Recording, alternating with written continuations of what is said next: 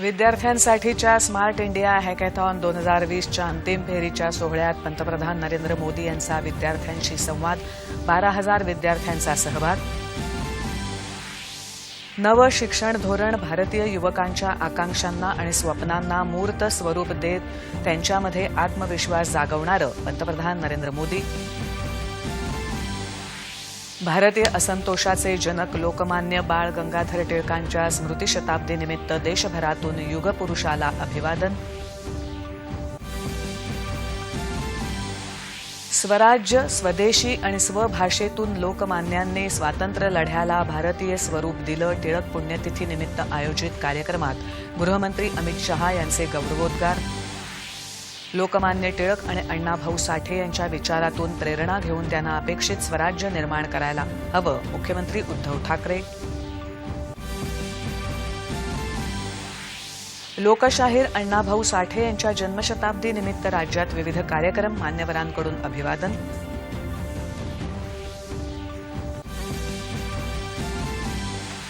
विद्यार्थ्यांना नैराश्यातून बाहेर काढण्यासाठी शिक्षकांनी समुपदेशन करावं. राज्यपाल भगतसिंग कोश्यारी यांचं आवाहन.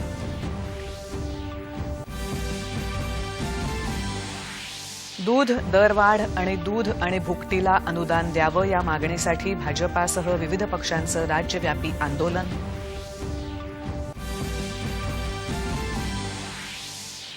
राज्यसभा खासदार आणि समाजवादी पार्टीचे माजी नेते अमरसिंग यांचं दीर्घ आजारानं निधन.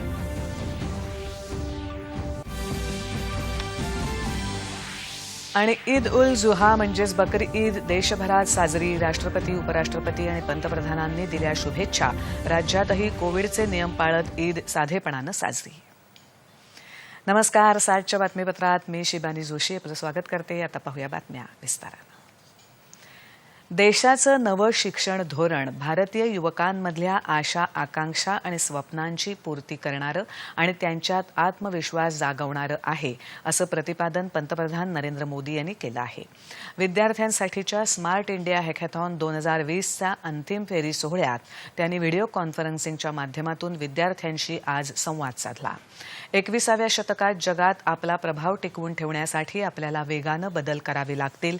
हे लक्षात घेऊन विद्यार्थ्यांमध्ये विज्ञान वृत्ती आणि नव्या संसाधनांची निर्मिती क्षमता निर्माण करणारं गेल्या अनेक वर्षापासून ज्या प्रकारचं शिक्षण आपण देत आहोत त्यामुळे सुशिक्षित व्यक्तींनाही अनेक पदव्या घेऊनही आत्मविश्वास नसतो, ज्याचा परिणाम त्यांच्या पूर्ण आयुष्यावर होतो. कारण अनेकदा ज्यात विद्यार्थ्याला अजिबात रस नसतो असे विषय त्यांना बळजबरीनं शिकावे लागतात आणि विषयातल्या गुणांवरून त्यांचं यश अपयश मोजलं जातं. ही पद्धत बदलून नव्या धोरणात आंतरशाखीय शिक्षण सुरू केलं आहे.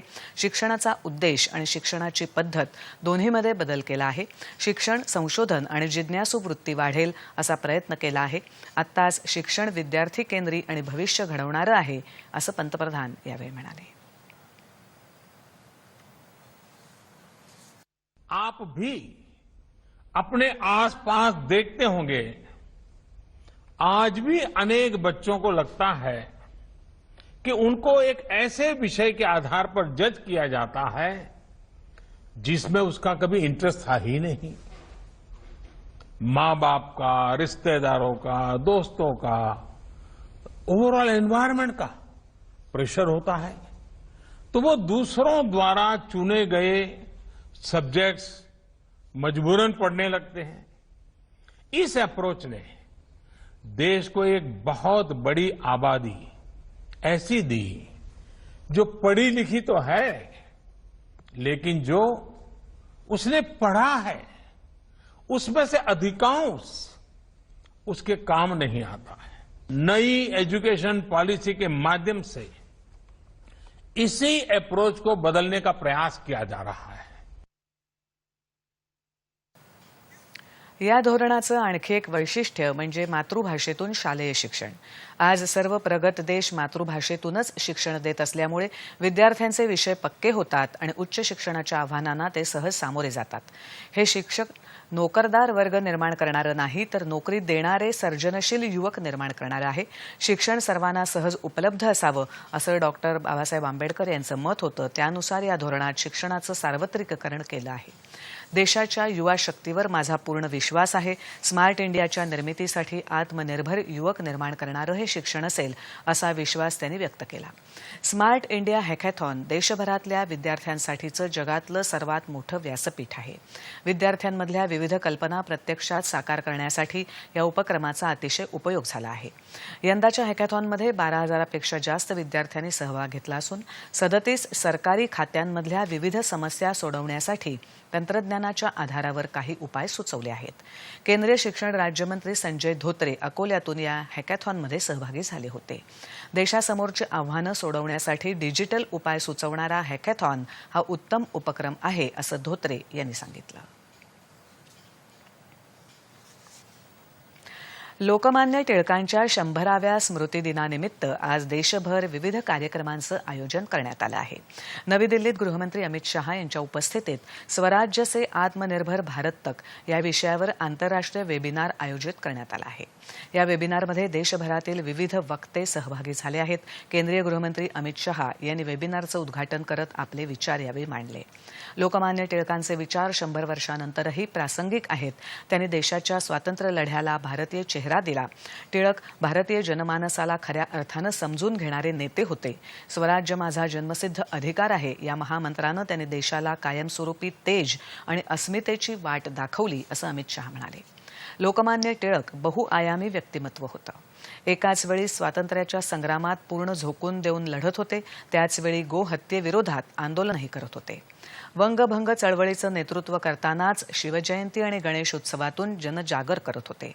स्वराज्य आणि स्वदेशीचा प्रचार करताना गीतेचा कर्मयोगही त्यांनी उलगडून सांगितला. अशा टिळकांना समजून घ्यायचं असेल तर त्यांच्या विचारांचा गहन अध्ययन करावं लागेल असं अमित शहा यावेळी म्हणाले.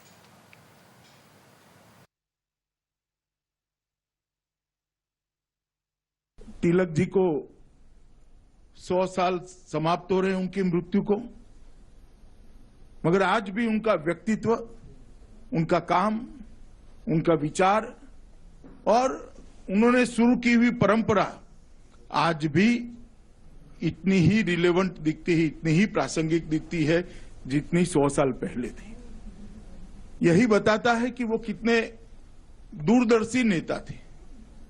भारत को समझने वाला, भारतीय जनमानस को समझने वाला और भारतीय संस्कृति के आधार पर भारत की आजादी की और भारत की विकास की नींव कैसे रखी जा सकती है उसका दिशा देने वाला एक व्यक्तित्व था. टिळकांनी कधीही स्वदेशी आणि स्वभाषा यांची कास सोडली नाही. संस्कृती हाच स्वराज्याचा आधार आहे आणि खरा राष्ट्रवाद भूतकाळातल्या गौरवशाली पायावर उभा राहू शकतो हा विचार त्यांनी जगाला दिला. भारतात विखुरलेल्या आणि जातीपातींमध्ये विभागलेल्या समाजाला त्यांनी एकत्र आणलं. सर्व जातीपातींचे पुढारी म्हणून ते लोकप्रिय झाले होते. ईश्वर जर अस्पृश्यता मानत असेल तर अशा ईश्वराला मी मानत नाही असं स्पष्ट मत त्यांनी व्यक्त केलं होतं. छुआछूत के भेदभाव को, अस्पृश्यता को विरोध करना, उसके खिलाफ जागरूकता खड़ी करना, उन्होंने इसके लिए भी बहुत बड़ा काम किया. 1918 में बंबई में दलित जाति के सम्मेलन में तिलक महाराज ने कहा, यदि ईश्वर अस्पृश्यता को सहन करता है तो मैं ऐसे ईश्वर को सहन नहीं करता हूं. ईश्वर के ये स्वरूप को स्वीकारने के लिए मैं तैयार नहीं हूं. 1918 में इस प्रकार की बात करना ये कोई साहसी व्यक्तित्व ही कर सकता है और इसका कमिटमेंट हर मानवी समान है. हर मानवी के अंदर ईश्वर का वास है. इसके प्रति एक अद्भुत कमिटमेंट के बगैर ये वाक्य किसी के मुंह से नहीं निकल सकता है. शिक्षण क्षेत्रातही टिळकांनी मोठं काम केलं. शिक्षण संस्था उभारून त्यांनी राष्ट्रीय शिक्षण दिलं. कामगारांच्या चळवळीचं नेतृत्व केलं. पैसा फंड संस्थेच्या माध्यमातून स्वदेशी व्यापाराचा विचार रुजवला. लोकमान्य टिळकांचं कार्य समजून घेण्यासाठी आजच्या पिढीनं त्यांच्या विचारांचं अध्ययन करावं असं अमित शहा यावेळी म्हणाले. मरण प्रत्येकाच्याच आयुष्यात येतं, मात्र काही लोकांचं कर्तृत्व इतकं अफाट असतं की त्यांचं मरण हे त्यांचं आयुष्यभरासाठीचं स्मरण ठरतं. लोकमान्य हे असेच युगपुरुष होते असंही अमित शहा यावेळी म्हणाले. भाजपाचे उपाध्यक्ष आणि या वेबिनारचे संयोजक विनय सहस्रबुद्धे यांनी या वेबिनार मागची भूमिका यावेळी मांडली. केंद्र सरकारनं परवाच जाहीर केलेलं नवं शैक्षणिक धोरण लोकमान्य टिळकांच्या राष्ट्रीय शिक्षण या विचाराला अनुसरूनच आहे असं ते म्हणाले. आत्मनिर्भर भारत घडवण्यासाठी स्वचं भान येणं आवश्यक आहे, हेच टिळकांच्या विचारांचं सार आहे असंही सहस्रबुद्धे यावेळी म्हणाले. पंतप्रधान नरेंद्र मोदी यांनी लोकमान्य टिळकांना अभिवादन केलं आहे.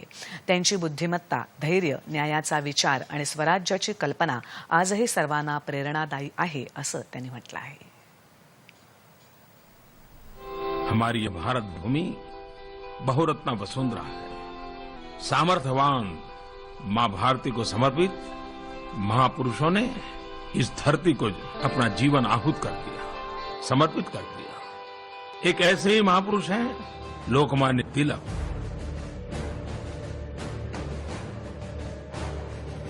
लोकमान्य तिलक साहस और आत्मविश्वास से भरे हुए थे.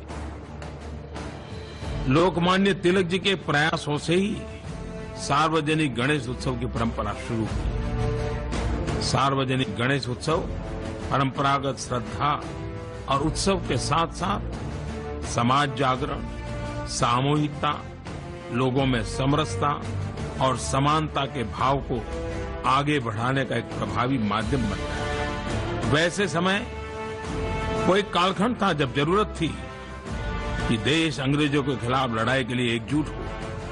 इन उत्सवों ने जाति और संप्रदाय की बाधाओं को तोड़ते हुए सभी को एकजुट करने का काम किया. लोकमान्य तिलक ने देशवासियों में आत्मविश्वास जगाया. उन्होंने नारा दिया था, स्वराज हमारा जन्मसिद्ध अधिकार है और हम लेकर के रहेंगे. आज यह कहने का समय है, स्वराज हमारा जन्मसिद्ध अधिकार है और हम उसे लेकर रहेंगे.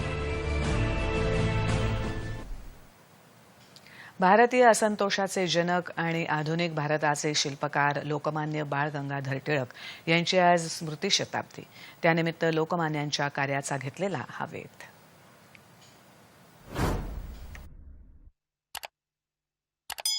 लोकमान्य टिळक हे नाव उच्चारलं की प्रत्येक भारतीयाच्या मनात स्वराज्य हा माझा जन्मसिद्ध हक्क आहे आणि तो मी मिळवणारच ही घोषणा दुमदुमते. या घोषणेनं देशाच्या स्वातंत्र्य लढ्यात एखाद्या मंत्रासारखं काम केलं. पारतंत्र्यात असलेल्या विशाल जनसमुदायाच्या मनात एक राष्ट्र ही समूह भावना जागी केली.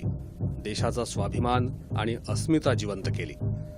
सगळा देश एका सूत्रात बांधला आणि म्हणूनच आज टिळकांच्या 100व्या स्मृतिदिनी देखील आपल्याला या युगपुरुषाच्या स्मरणातून प्रेरणा मिळते. जनतेला जागृत करण्यासाठी राष्ट्रीय शिक्षण देण्याची गरज आहे हे ओळखून टिळकांनी new English school, Deccan education society आणि फर्ग्युसन महाविद्यालयाची स्थापना केली. स्वराज्य, स्वदेशी, बहिष्कार आणि राष्ट्रीय शिक्षण ही त्यांच्या राजकारणाची चतुसूत्री होती. अर्ज विनंत्या करून देशाला स्वातंत्र्य मिळणार नाही, त्यासाठी संघर्ष करावा लागेल असा जहाल विचार टिळकांनी जनमानसात रुजवला. या मुद्द्यावरून त्यांचे नेमस्त नेत्यांशी वादही झाले. पण स्वातंत्र्य चळवळीला निर्णायक वळणाकडे नेण्यासाठी हा जहालवाद त्यावेळी आवश्यक होता.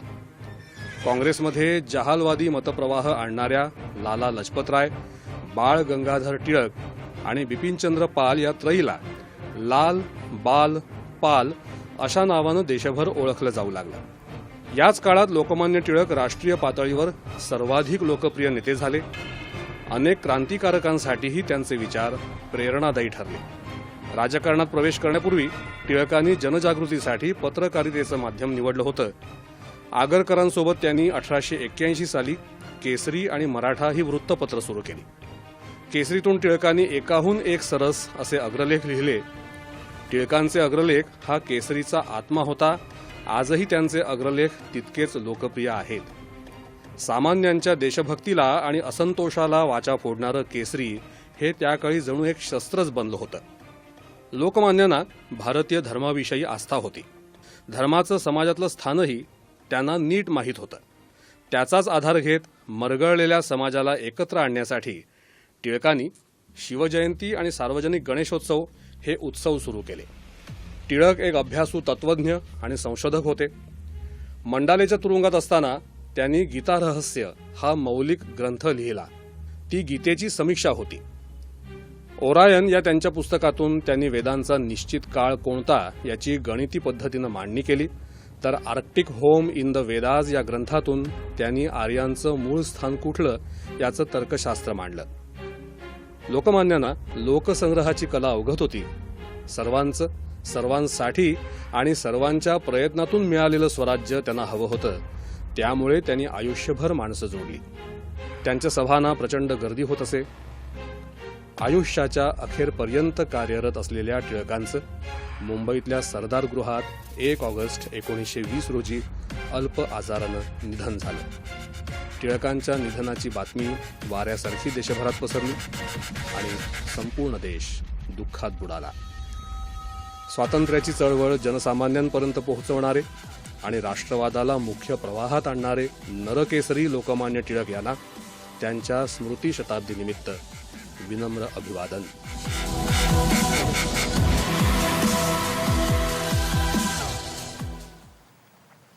लोकमान्य टिळकांच्या स्मृतिशताब्दी वर्षानिमित्त विधान भवन परिसरात लोकमान्य टिळकांच्या पुतळ्याला श्रद्धांजली अर्पण करण्यात आली. टिळक पुण्यतिथी आणि अण्णाभाऊ साठे यांच्या जन्मशताब्दी निमित्त राज्य शासनाचा उच्च आणि तंत्रशिक्षण विभाग, मुंबई विद्यापीठ आणि सावित्रीबाई फुले पुणे विद्यापीठ यांनी विशेष ऑनलाईन कार्यक्रम आयोजित केला होता.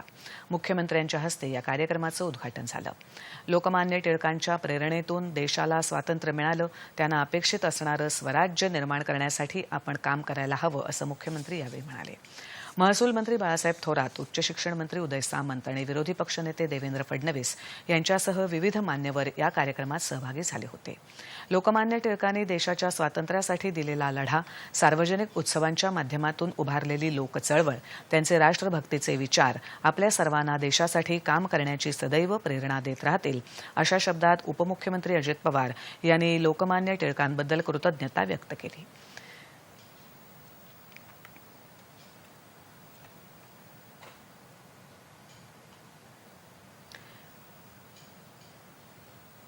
राष्ट्रवादी काँग्रेसच्या प्रदेश कार्यालयात खासदार सुप्रिया सुळे यांनी लोकमान्य टिळकांना अभिवादन केलं.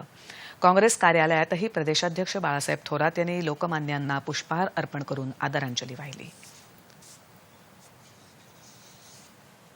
नागपुरातल्या गांधीसागर तलावाजवळील लोकमान्यांच्या पुतळ्याला युवा चेतना मंच आणि विविध संस्थांनी पुष्पहार अर्पण करून अभिवादन केलं.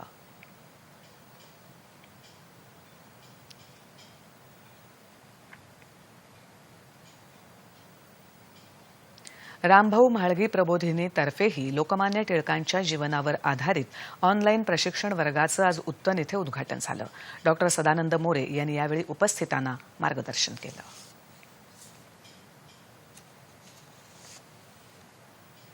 लोककला आणि साहित्याच्या माध्यमातून जनजागृती करणारे आणि लोककलेलाही प्रतिष्ठा मिळवून देणारे लोकशाहीर अण्णाभाऊ साठे यांच्या जन्मशताब्दी वर्षानिमित्त त्यांच्या जीवनकार्याचा घेतलेला हा वेध. थोर समाज सुधारक, लोकशाहीर आणि वंचितांच्या हक्कांसाठी लढणारे लोकशाहीर अण्णाभाऊ साठे हे केवळ महाराष्ट्रातच नाही तर देशभरात सुपरिचित आहेत. तरुण वयात अण्णाभाऊ साठेंवर साम्यवादी विचारसरणीचा मोठा प्रभाव होता. कॉम्रेड श्रीपाद अमृत डांगे यांच्या साम्यवादी विचारसरणीनं ते प्रभावित झाले. 1944 साली दत्ता गवाणकर आणि अमर शेख या शाहिरांसोबत त्यांनी लाल बावटा कला पथक स्थापन केलं. त्या माध्यमातून त्यांनी ब्रिटिश सरकारच्या अनेक निर्णयांना आव्हान दिलं. देशाला स्वातंत्र्य मिळालं तरीही देशातला पीडित वंचित समाज उपेक्षितच आहे. त्याला स्वातंत्र्य आणि अधिकार मिळेपर्यंत खरं स्वातंत्र्य मिळणार नाही, असा विचार अण्णाभाऊ साठे यांनी मांडला. भेदाभेद करणाऱ्या हिंदू रूढी आणि अनिष्ट प्रथा परंपरांना त्यांनी कडाडून विरोध केला. सामाजिक आर्थिक जातीय भेदांमुळे वंचित समाजावर होणाऱ्या अन्यायाला त्यांनी वाचा फोडली, ती आपल्या प्रखर साहित्यातून. नंतरच्या काळात डॉक्टर बाबासाहेब आंबेडकरांच्या शिकवणुकीला अनुसरत अण्णाभाऊ साठे समाजातल्या वंचितांच्या उन्नतीच्या कार्याकडे वळले. शाळेचं शिक्षण न मिळालेल्या या संवेदनशील आणि सर्जनशील व्यक्तीला आयुष्याच्या शाळेनं जे धडे दिले त्यातूनच हा सच्चा कलावंत घडला. प्रत्यक्ष अनुभवांच्या मुशीतून त्यांचे शब्द साकारात गेले, अधिक धारदार होत गेले. अण्णाभाऊ साठेंनी कथा, कादंबऱ्या, कविता, नाटक, पटकथा, पोवाडे असं कल्पना आधारित साहित्य लिहिलं असलं तरी त्या अनुभवांचे ते प्रत्यक्षदर्शी होते. वास्तव जग कल्पनेपेक्षाही विलक्षण आणि अद्भुत असतं. त्यातून जे भेदक सत्य सांगितलं जातं ते कोणत्याही संवेदनशील व्यक्तीला आतून हलवून टाकणारं असतं. अण्णाभाऊंनी आपल्या साहित्यातून हीच वास्तवाची धग लोकांपर्यंत पोहोचवली. मराठी भाषेतल्या 35 कादंबऱ्यांचा नजराणाच त्यांनी अर्पण केला. त्यातली फकीरा कादंबरी प्रचंड गाजली. या कादंबरीला 1961 मध्ये राज्य सरकारच्या उत्कृष्ट कादंबरीचा पुरस्कार मिळाला. अण्णाभाऊ साठेंच्या जन्मशताब्दी वर्षानिमित्तानं भारतीय टपाल खात्यानं गेल्या वर्षी त्यांच्या स्मरणार्थ टपाल तिकीट जारी केलं होतं. समाजातल्या नेमक्या व्यथा, लावणी आणि पोवाड्यातून नेमकेपणानं मांडणारे हे शाहीर लोकशाहीर ठरले चिरंतर काळासाठी. साहित्यरत्न अण्णाभाऊ साठे यांच्या जयंतीनिमित्त मुख्यमंत्री उद्धव ठाकरे यांनी त्यांच्या प्रतिमेला पुष्पहार अर्पण करून आज अभिवादन केलं. अण्णाभाऊ हे केवळ कलावंत नव्हते, तर त्यांनी लेखक, कवी, लोकशाहीर म्हणून समाजातल्या विषमतेवर बोट ठेवलं, कष्टकऱ्यांच्या व्यथांना आवाज दिला, असं मुख्यमंत्री म्हणाले. आपल्या पोवाड्यातून त्यांनी संयुक्त महाराष्ट्र चळवळ, गोवा मुक्तीसंग्राम मनामनात पोचवला. आपल्या श्रेष्ठ साहित्यकृतीतून मराठी आणि महाराष्ट्राची वैशिष्ट्य जगभरात पोचवली. अण्णाभाऊंचं हे योगदान कित्येक पिढ्यांसाठी प्रेरणादायी आहे, अशा शब्दात मुख्यमंत्र्यांनी आदरांजली वाहिली. उच्च आणि तंत्रशिक्षण विभागानंही मुंबई पुणे विद्यापीठासह मुख्यमंत्र्यांच्या अध्यक्षतेखाली विशेष कार्यक्रम आयोजित केला होता. लोकशाहीर अण्णाभाऊ साठे यांचं हे जन्मशताब्दी वर्ष आहे. दुर्बल, वंचित, उपेक्षित घटकांना साहित्यात स्थान, समाजात मान आणि व्यवहारात न्याय मिळवून देणारे अण्णाभाऊ साठे थोर समाजसुधारक होते. लोककला, लोकसाहित्य, लोकजीवन, पुरोगामी, सुधारणावादी विचारांचे ते स्वतंत्र विद्यापीठ होते, अशा शब्दात उपमुख्यमंत्री अजित पवार यांनी कृतज्ञता व्यक्त केली. अण्णाभाऊ साठेंच्या जयंतीनिमित्त चेंबूरच्या सुमननगर इथल्या त्यांच्या स्मारकस्थळी अनेक मान्यवरांनी त्यांच्या पुतळ्याला पुष्पहार अर्पण करून अभिवादन केलं. काँग्रेसचे प्रदेशाध्यक्ष आणि महसूल मंत्री बाळासाहेब थोरात, सार्वजनिक बांधकाम मंत्री अशोक चव्हाण, शिक्षण मंत्री वर्षा गायकवाड, विधानसभेचे विरोधी पक्षनेते देवेंद्र फडणवीस, विधान परिषदेतले विरोधी पक्षनेते प्रवीण दरेकर, आमदार भाई गिरकर आणि आशिष शेलार या मान्यवरांनी अभिवादन केलं. केंद्रीय मंत्री रामदास आठवले यांनीही सुमननगर इथे लोकशाहीरांना अभिवादन केलं.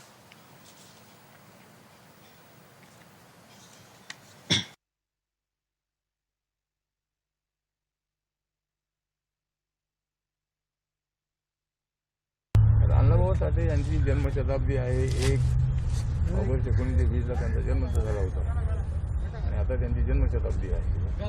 या जन्मशताब्दीच्या निमित्ताने त्यांना भारतरत्न मिळाला पाहिजे, यासाठी माझा प्रयत्न सुरू आहे. लोकशाहीर अण्णाभाऊ साठे यांचं व्यक्तिमत्व संयुक्त महाराष्ट्राच्या चळवळीमध्ये आपल्या सर्वांना उठून दिसतं. याला कारण त्यांनी त्या चळवळीमध्ये जी स्फूर्ती दिली, गीताच्या माध्यमातून स्फूर्ती दिली. लोकशाहीर अण्णाभाऊ साठे आणि अमर शेख अशी जोड महाराष्ट्रातल्या संयुक्त महाराष्ट्र चळवळीला मिळाली. नेत्यांबरोबर त्यांनी ज्या पद्धतीनं संघटन जनमानसामध्ये निर्माण केलं, जनमानसामध्ये वातावरण निर्माण केलं, यात त्यांचा खूप मोठा वाटा अण्णाभाऊ साठेंचा राहिलेला आहे. अण्णाभाऊ साठे यांनी केवळ मातंग समाज नव्हे, तर जो पीडित, शोषित, उपेक्षित वर्ग आहे त्यांना वर आणण्यासाठी त्या ठिकाणी पोवाड्याच्या माध्यमातून, शायरीच्या माध्यमातून, साहित्याच्या माध्यमातून एक जन आंदोलन उभं केलं. लोकशाहीर अण्णाभाऊ साठे यांच्या जन्मशताब्दी वर्षानिमित्त पुणे शहरातल्या सारसबाग इथल्या त्यांच्या पुतळ्याला महापौर मुरलीधर मोहोळ यांनी पुष्पहार घालून अभिवादन केलं. यावेळी उपमहापौर सरस्वती शेंडगे आणि इतर मान्यवरांनीही अभिवादन केलं. नागपुरातल्या दीक्षाभूमी चौक इथेही अण्णाभाऊ साठे यांच्या पुतळ्याला विधानसभा अध्यक्ष नाना पटोले यांनी पुष्पहार अर्पण करून अभिवादन केलं. पशुसंवर्धन आणि दुग्ध विकास मंत्री सुनील केदार, जिल्ह्याचे पालकमंत्री डॉक्टर नितीन राऊत, आमदार विकास ठाकरे यांनीही अण्णाभाऊ साठे यांना पुष्पहार अर्पण करत अभिवादन केलं. दरम्यान मुंबई विद्यापीठाचे शाहीर अमर शेख अध्यासन, लोककला अकादमी, मानव्य विद्या शाखा मुंबई विद्यापीठ आणि पश्चिम क्षेत्र सांस्कृतिक केंद्र उदयपूर यांच्या वतीने लोकशाहीर अण्णाभाऊ साठे यांची जयंती आज आभासी पद्धतीने साजरी करण्यात आली. यावेळी संभाषण या नियतकालिकेच्या अण्णाभाऊ साठे विशेषांकाचं प्रकाशन तसंच अण्णाभाऊ साठे यांच्या जीवन कार्यावर आधारित वेबिनारचं उद्घाटन मुंबई विद्यापीठाचे कुलगुरू प्राध्यापक डॉक्टर रवींद्र कुलकर्णी यांच्या हस्ते करण्यात आलं. कोरोनामुळे उद्भवलेल्या परिस्थितीत विद्यार्थ्यांमध्ये नैराश्याचं वातावरण तयार झालं आहे. या परिस्थितीतून युवकांना बाहेर काढण्यासाठी आणि समाजाला जागरूक करण्यासाठी शिक्षकांनी समुपदेशक म्हणून भूमिका पार पाडावी असा सल्ला राज्यपाल भगतसिंग कोश्यारी यांनी दिला आहे. नागपूरच्या राष्ट्रसंत तुकडोजी महाराज विद्यापीठाच्या मानसशास्त्र विभागानं महाविद्यालयीन शिक्षकांसाठी आयोजित केलेल्या मनोवैज्ञानिक समुपदेशन प्रशिक्षण कार्यालयाचं उद्घाटन राज्यपालांच्या हस्ते आज मुंबईतून झालं. त्यावेळी ते बोलत होते. अभ्यास, निष्ठा आणि प्रयत्नातून नैराश्य दूर करता येऊ शकतं असं ते यावेळी म्हणाले. दूध दरवाढीसाठी राज्यात आज अनेक ठिकाणी दूध आंदोलन सुरू आहे. सरकारनं दुधाला योग्य भाव दिला नाही, शेतकऱ्यांच्या मागण्या मान्य झाल्या नाहीत आणि त्यांना न्याय मिळाला नाही तर दूध आंदोलन उग्र स्वरूपात करू असा इशारा विधान परिषदेचे विरोधी पक्षनेते प्रवीण दरेकर यांनी दिला आहे. प्रवीण दरेकर आणि मुंबई भाजपा अध्यक्ष आमदार मंगलप्रभात लोढा यांच्या नेतृत्वाखाली मुंबईतल्या गोरेगाव इथल्या महानंद डेअरीच्या समोर आज आंदोलन करण्यात आलं. दूध दरवाढीच्या मागणीसाठी भाजपाच्या वतीनं पुण्यात मावळ तालुक्यातही आंदोलन करण्यात आलं. या आंदोलनात सहभागी होण्यासाठी भाजपाचे प्रदेशाध्यक्ष चंद्रकांत पाटील यांच्या नेतृत्वाखाली हे आंदोलन झालं. रयत क्रांती संघटनेनं सांगली जिल्ह्यात काल रात्रीपासून दूध आंदोलन सुरू केलं असून दुधाचे टँकर रस्त्यावर ओतून दुधाची नासाडी केली. औरंगाबाद जिल्ह्यातही शेतकऱ्यांनी दूध वाटप बंद करत आंदोलन सुरू केलं आहे. राष्ट्रीय समाज पक्षाच्या वतीनं जालना इथे दुधाची नासाडी न करता दूध वाटप करून आंदोलन करण्यात आलं. यावेळी मंदिराबाहेर बसलेल्या गरजू नागरिकांना दुधाचं वाटप करून आंदोलन करण्यात आलं. परभणी जिल्ह्यातही भाजपाच्या वतीनं पाथरी तालुक्यातल्या 7 डेअरीसमोर दूध विक्री बंद करून आंदोलन करण्यात आलं.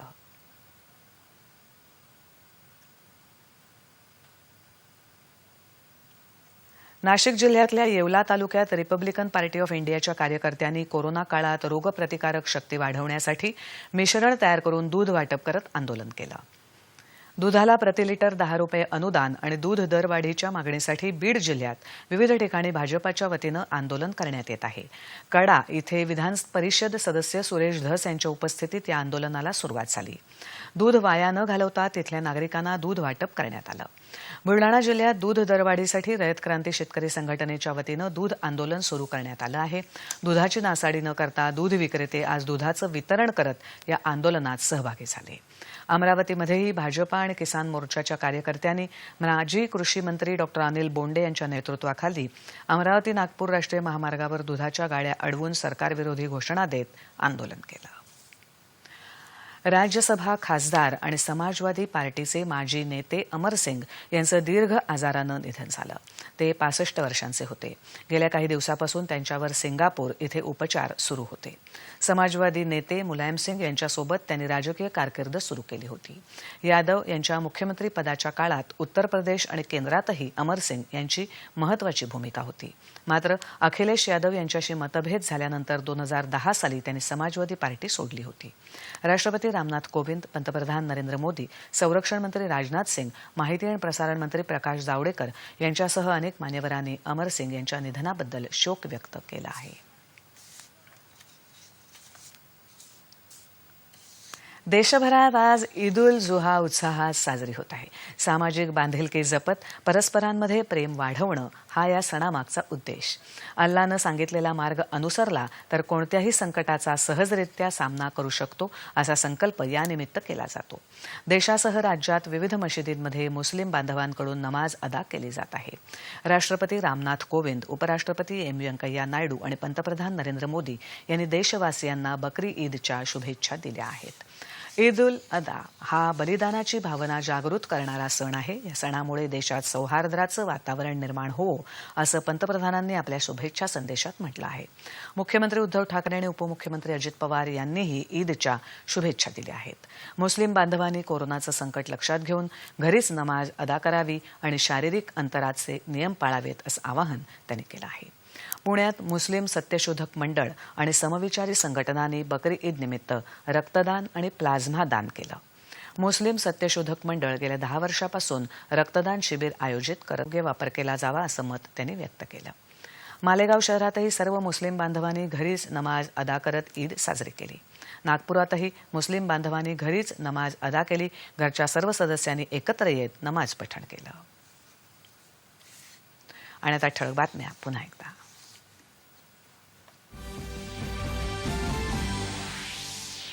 विद्यार्थ्यांसाठीच्या स्मार्ट इंडिया हॅकॅथॉन 2020च्या अंतिम फेरीच्या सोहळ्यात पंतप्रधान नरेंद्र मोदी यांचा विद्यार्थ्यांशी संवाद. 12,000 विद्यार्थ्यांचा सहभाग. नवं शिक्षण धोरण भारतीय युवकांच्या आकांक्षांना आणि स्वप्नांना मूर्त स्वरूप देत त्यांच्यामध्ये आत्मविश्वास जागवणारं पंतप्रधान नरेंद्र मोदी.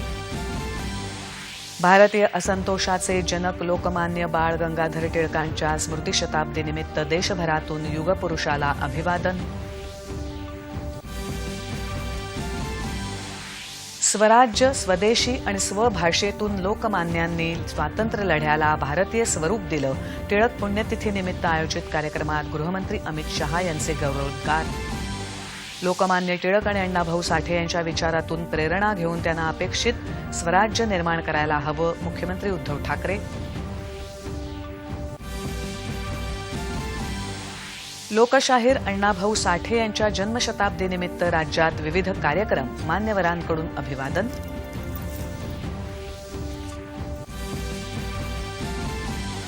विद्यार्थ्यांना नैराश्यातून बाहेर काढण्यासाठी शिक्षकांनी समुपदेशन करावं. राज्यपाल भगतसिंग कोश्यारी यांचं आवाहन.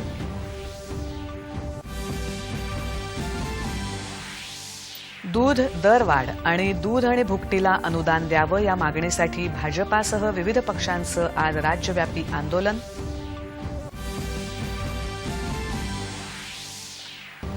राज्यसभा खासदार आणि समाजवादी पार्टीचे माजी नेते अमर सिंग यांचं दीर्घ आजारानं निधन.